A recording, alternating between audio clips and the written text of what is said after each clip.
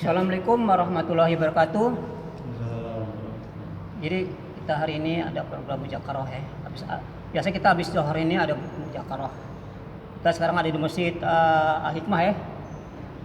Hikmah di Masjid Baitul Makmur. Di Jati Makmur, di Masjid Al-Hikmah. Ini program Jemaah Siar yang 10 hari.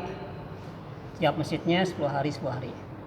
Kemarin Nurul Iman 10 hari, kemudian Nurul Ihsan di Pondok tuh 10 hari. Di sini udah berapa hari tuh? Soleh, kita bicara. Boleh usulnya dah? 13 sifat aib. 13 hari. 13 sifat aib. Karim apa? 13 sifat aib. Karim. Oh, Hakim ya. Boleh sekarang kita usulan ya udah selawat Allahumma sholli. Boleh kita sekarang muzakarah itu bila usaha dakwah dibuat dan bila usaha cara Nabi tidak dibuat. Keuntungan dakwah Nabi dibuat dan kerugian bila mana dakwah Nabi tidak dibuat. Itu ya, salah. Jadi hadirin yang dirahmati Allah SWT, jadi puncak segala kebaikan itu kalau ada dakwah. Semua kebaikan itu sumbernya karena ada dakwah. Tidak ada kebaikan tanpa ada dakwah. Karena Rasulullah mulai ada kebaikan itu karena dakwah di Mekah. Tadinya keadaan penuh dengan bermacam-macam kerusakan. Tapi bila mana dakwah dibuat, berubah keadaan. Begitupun adanya sholat, ada yang haji, ada yang umroh, ada yang zikir, bahkan adanya apapun, semua karena adanya dakwah.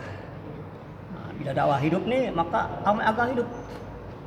Jadi untuk mewujudkan agama ini dengan dakwah. Tapi dakwah cara Nabi ini banyak hari ini orang dakwah hidup pakai menurut daripada akal, menurut daripada kebiasaannya. Jadi kita harus ikuti cara Nabi. Dakwah Nabi ini yaitu diantaranya ciri-cirinya dakwah dengan harta dan diri, dan kita tidak minta imbalan dan mendatangi manusia dari rumah ke rumah, pintu ke pintu, bahkan dari negara sampai negara lain. Itulah dakwah Nabi. Saudara. Nah, jadi keuntungan ke dakwah dibuat nih, pertama-tama iman kita akan meningkat. Apa tadi? Iman meningkat. Dengan dakwah ini iman meningkat. Nah, dengan iman meningkat ini otomatis amal juga jadi baik. Kalau iman meningkat pasti amal akan baik. Nah, itu akibat ada apa? Iman baik. Nah, iman baik itu kan ada dakwah. Nah, iman itu baik, sempurna, kuat. Imannya kokoh karena ada dakwah. Jadi kalau dipamerkan pohonnya, dakwah ini seperti tanah. Dakwah ini tanahnya, kemudian imannya itu akar, ya, iman akar, kemudian batangnya itu ibadah.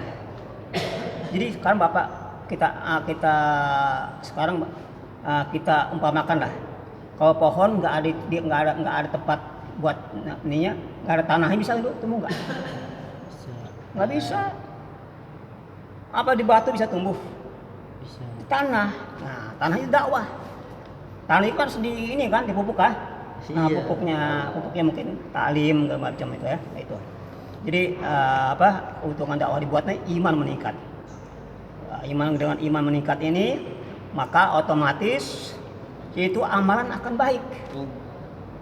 Nah, amal baik itu amal yang hidup cara Nabi. Maka bagaimana akhlak Nabi hidup di masyarakat, perdagangan jujur, rumah tangga akan saling mawadah. Semua sektor nih semua baik Pak, karena akibat amal baik. Karena iman baik, kena iman baik. Iman baik jadi amal akan baik. Di mana-mana amalnya baik Pak. Di rumah tangga saling mawadah warahmah. Di pasar perdagangan jujur. Negara adil. Semuanya baik Pak kalau iman baik Pak. Nah, jadi jangan salahkan siapa Pak, salahkan diri kita. Jadi kita dalam menyikapi ini Pak, kita nggak boleh menyalahkan siapa-siapa. Nggak boleh menyalahkan pimpinan, nggak boleh menyalahkan gubernur, tapi salahkan diri kita. Kenapa nih begini keadaan? Karena kita nggak dakwah. Yang salah karena dakwah nggak dibuat. Sehingga di mana-mana tidak ada kebaikan. Karena sumber kebaikan itu daripada usaha dakwah. Usaha dakwah dibuat, maka bermacam kebaikan akan tumbuh. Jadi jangan salahkan orang yang nggak sholat, jangan salahkan orang itu masjid kosong, jangan salahkan orang yang masih ngiyel, ya. Karena dakwah nggak kita datang kepada dia, kita nggak mendatangi dia, nggak mengingatkan dia, nggak mengajak dia kepada Allah. Ya kalau kita ajak insya Allah alokasi Pak hidayah Pak, ya enggak? Karena kita sudah usaha dibuat Pak. Kita misalnya kalau tadinya misalnya ingin bagaimana pabrik tebu kan, ini kalau pabrik itu produksi kan, maka di mana ada gula. Tapi kalau pabrik itu macet Pak, di mana-mana nggak ada gula Pak. Ya, karena karyawannya mogok kerja, bahannya nggak ada, produksi nggak ada, gimana coba? Begitu kan hidayah Pak. Kalau hidayah nggak dibuat nih, di mana-mana nggak ada kebaikan. Rumah tangga nggak ada yang nggak penuh dengan bermacam-macam kesulitan, nggak ada kedamaian rumah tangga. Begitupun perdagangan nggak ada jual beli yang benar. Jadi semua aspek Pak tidak kebaikan kalau nggak ada dakwah. Maka dengan dakwah iman meningkat, dengan iman meningkat amal akan baik. Dengan amal baik hadirin, suasana akan baik. Ini suasana apa? Suasana semua baik. Dengan suasana baik ini, insya Allah Pak, ini doa kita mudah dikabulkan. Doa didengar sama Allah karena amalnya baik, suasana baik Pak. Ini kalau dakwah dibuat, iman baik, amal akan baik sehingga suasana yang harmonis, suasana yang penuh dengan kasih sayang, suasana penuh dengan kedamaian, suasana penuh dengan mahabbah. Ini kalau kita buat, dakwah dibuat. Nah, kalau sudah dakwah dikabulkan Pak, orang Islam akan punya kekuatan. Sehingga orang-orang luar Islam itu akan tertarik pada Islam. Kalau amalnya baik. Tapi kalau amalnya buruk Pak, jangan harap orang non Islam masuk Islam. Jangan harap Pak. Karena sama saja Islam dengan bukan Islam. Akibat dakwah nggak ada. Jadi gitu Pak ya. Jadi kita paham Pak. Itu pentingnya dakwah itu dibuat ya. Nah, kalau penting dibuat, maka semua sektor akan baik. Semua sektor akan baik. Jadi hadirin yang dirahmati Allah SWT, jadi 4 poin Pak. Kalau kita dakwah buat ya, pertama iman meningkat, kedua amal akan baik, amal baik suasana akan baik, suasana baik doa dikabulkan, dengan doa dikabulkan maka orang Islam akan kuat. Nah sekarang kalau dakwah nggak ada, iman akan lemah. Bila lemah iman, amal akan rusak. Bila rusak amal, suasana begitu rusak juga.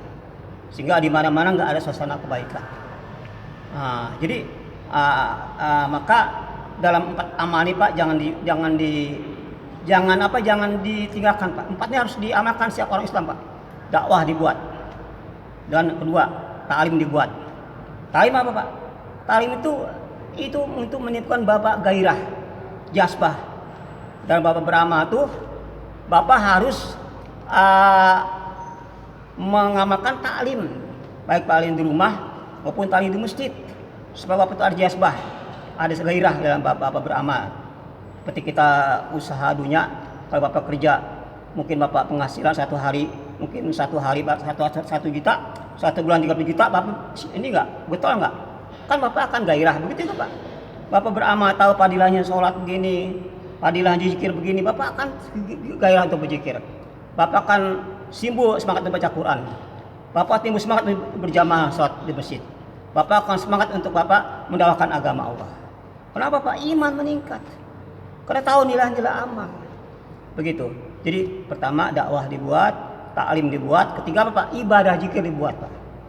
Doa sama Allah, dengan zikir, dan kita baca Quran dibuat. Supaya suasana agama tuh di rumah tuh ada suasana agama. Di rumah ada suasana agama. Kemudian di pasar juga ada suasana agama, di pasar ada yang taklim, di pasar ada yang dakwah. Maka suasana pasar dengan masjid sama, suasana masjid dengan rumah sama, suasana masjid dengan kantor sama, suasana masjid dengan mall sama. Kenapa amalnya sama Pak? Karena apa? Dibuat juga amalan dakwah di rumah dengan istri, dibuat juga amalan taklim di pasar taklim, sehingga pasar pun suasana agama ada, penuh dengan keberkahan di pasar. Maka di masyarakat pun kebaikan Pak, kalau dakwah dibuat. Tapi kalau nggak dibuat, pertama-tama iman rusak. Rusak di mana-mana, kecurangan di mana-mana, kejoliman di mana-mana. Yang salah siapa Pak?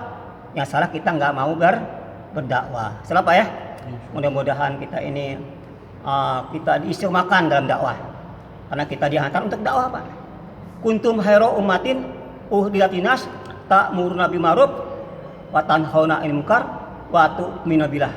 Kamu sebaik umat yang diarahkan untuk manusia untuk mengajak kamu taat pada Allah dan beriman pada Allah, dan kamu jadi orang yang bertawakal. Ini, Pak. Salah ya. Mudah-mudahan kita istiqomahkan. Kalau kita tinggalkan dakwah ini, Pak, yang kasihan diri kita nggak ada kekuatan amal agama. Istri kita juga apalagi, Pak. Mau dibawa kemana istri kita, Pak, kalau kita nggak dakwah nih?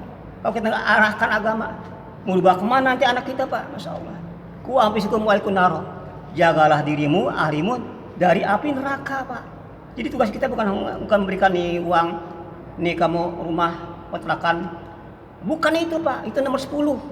Nomor pertama isi kita kenakan pada Allah. Ajak dia pada amal agama. Itu, Pak, yang pertama yang kita harus dikerjakan. Setelah, Pak, ya. Mudah-mudahan kita diberi terus istiqomah dalam amal dakwah. Subhanallah wa bihamdihi, subhanallah wa bihamdika. Assalamualaikum warahmatullahi wabarakatuh.